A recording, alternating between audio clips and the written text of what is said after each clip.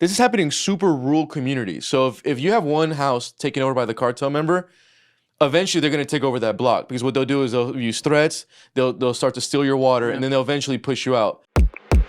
All right, slow down Yeah, for yeah, one yeah. second. There I is get so hyped. I get hyped. no, Yeah. I can tell. It's also this is your backyard. Yeah, yeah. I'd be hyped too. Alessi did a great job pulling Boom. up just to show how tight this is for Yep. people. This is not far, No. as you're saying, at all from Los Angeles. And Alexi, go just a little bit up, bro. So you see, so if you guys will also see Alexi, just go a little bit up. So we're in Lancaster right here. You see that Edwards? So that's another thing, bro. Is in our deserts we have the bases. So those bases, you have military bases surrounded by. So they're surrounded by organized crime, bro. And and the thing is, when we started this first documentary, the girls that we were running into were 70% Mexican, about 30% were Chinese at the time. San Bernardino started seeing more Chinese. But that's the scary part, bro, is that they're next to military bases. We have organized crime. These guys are armed to the T. The thing, and then I know if you're listening to this, you're gonna say, how is this happening? Basically, bro, we Prop 64 in California changed everything. So marijuana was legal, obviously, for a long time. But if you grew marijuana without like a license, it was always illegal in Cali. Like you couldn't do that. But then Prop 64 came in, and then they downgraded that. So if you grow marijuana illegally now, they put it to a misdemeanor. So essentially, that sounds great because it's like, okay, less black and brown people in jail. Let people grow weed. It's not a big deal. Well, first the Mexican cartel found the loophole, saying, wait a minute, we could then now take over the black market. And then basically their job now, bro, is to grow all this weed illegally. They avoid the taxes from California. They obviously avoid any type of oversight. They could abuse their employees. I mean, they literally kill their employees. Some of them are sex trafficked. So they don't have to pay their employees. And all that marijuana is now being shipped here to like New Jersey, New York, East Coast, Oklahoma, and getting pushed. So we also, part of the documentary too, bro, is then speaking to guys who are doing it legally. Like, how are you guys surviving? And they're not. They have to pay their employees. California does crazy taxes on marijuana. So right now, the bad guys are winning and the good guys, I mean, and this is my prediction, bro, from following this, probably the next 5 years, the legal marijuana industry in California will be borderline destroyed, or like it's not going to exist anymore. Okay. Yeah. So here's what's kind of blowing my mind about the location here, and the fact that like you're uncovering this right outside of forget that there's even a military base. Let me remind you, bro, this is LA County Sheriff. So I know. they have jurisdiction. Yeah. So when I was down in the Amazon earlier this year with my buddy Paul, he's protecting all kinds of acres down there. Once you get into the Amazon jungle, it doesn't really matter what the borders are. The government can't really do anything. It's a jungle. Like there's nowhere to go. Whatever happens out there it is what it is. So there was a point like, guys like Paul are on their own, obviously, to try to protect places where loggers and gold miners are coming in and illegally harvesting land. So there was one point where we snuck around the back of like a new base that they were building through the jungle, like, I don't know how, I don't want to say how close we got, but we were right on top of them, where there was just enough jungle between us and them that we could launch a couple drones and take it over the spot. And then actually, like a bunch of them were away right then. So we were able to drive it down into their little huts and get all the intel there. And this was really cool because it's the middle of the jungle. Of course, who else is going to do it?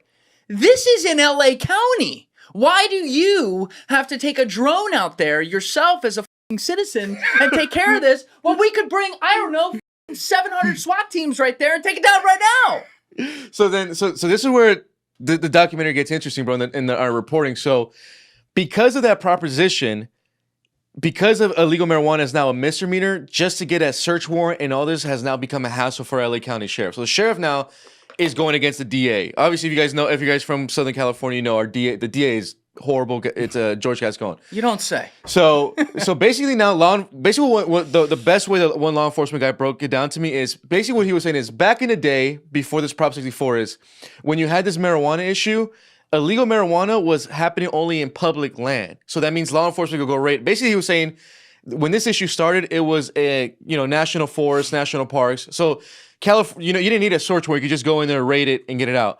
With Prop 64, what this law enforcement guy broke down to me is essentially you can now have organized crime use the Constitution against law enforcement because now they could grow it on technically their property in the middle of in the middle of nowhere. Now they need a search warrant. It's a whole ordeal. The other thing is these guys are also squatting on a bunch of land out there. So Squatting. yeah, so basically they'll find like, you know, desert that's obviously been abandoned, and they'll just go in there and start putting shed and just build out the operation, knowing that no one's gonna bother them. And then what they do is, by using violence and fear, intimidation, that's how you kind of, anyone that could basically snitch on these guys or call, they kind of weed them out. So basically, what was interesting, man, is you got to remember, this is happening in super rural communities. So if you have one house taken over by the cartel member, eventually they're going to take over that block, because what they'll do is they'll use threats, they'll start to steal your water, and then they'll eventually push you out.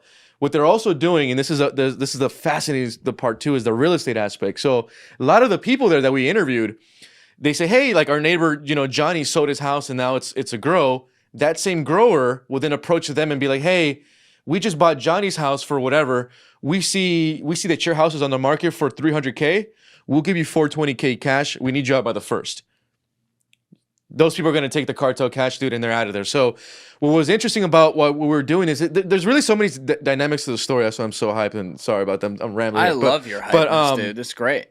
And that's the one thing you think about too, bro, is also the real estate angle of these operations, of how they buy the properties, how they're you know, they'll use threats to get people out. Then at the end of the day, if you don't leave, they'll just approach you and be like, hey, you're on the market, you're $350, we'll give you $470 cash out by the 1st. So then they're basically taking over neighborhoods. And then so that was our first document. It was called Cartelville, USA, and we kind of opened up this can of these illegal marijuana operations happening in the backyard, how they were basically using the laws against us, and how people were being, you know, sexually killed in the middle of the desert. There was one resident, she and her husband like to take these morning hikes on their hills out there. Oh, no. And essentially they went out there one day and they got stopped by a Mexican cartel grower, and he showed them a picture of their neighbor, and it was their neighbor who went up there gunned down.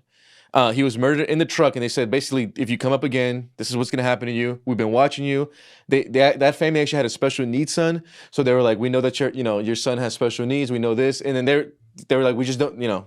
So that after that, they're like, we don't hike anymore. A lot of, like, you got to remember too, a lot of people live out there, bro, because they have a different lifestyle, right? They like to ride quads, they do horses. Yes. That life has changed for a lot of people. What makes it kind of sad, and the heartbreaking part is just that the American is that, like, a lot of the folks out there, and I connected with them, they're like old retired, you know, couples, you know, in their 60s and their 70s. They worked their whole life, you know, they want to get away from the craziness in LA. They bought a home in the middle of nowhere. They're riding the horses, and then within 2 or 3 years, they now have literally Mexican cartel armed guys control. I mean, it's literally the Wild Wild West. While me and Sonic were filming it, every resident we would talk to, we would be like, you guys are armed, right? I mean, we're not. And they would be like, you know, if you guys call the cops, they're not going to come out here. And if they do, it'll take them 3 to 4 hours, and you're not going to have the firepower that these guys have. So the amount of water stealing, man, that these guys are doing is insane. Thank you for watching the video, guys. If you haven't already subscribed, please smash that subscribe button and check out this clip's full podcast episode by clicking here or in the description below.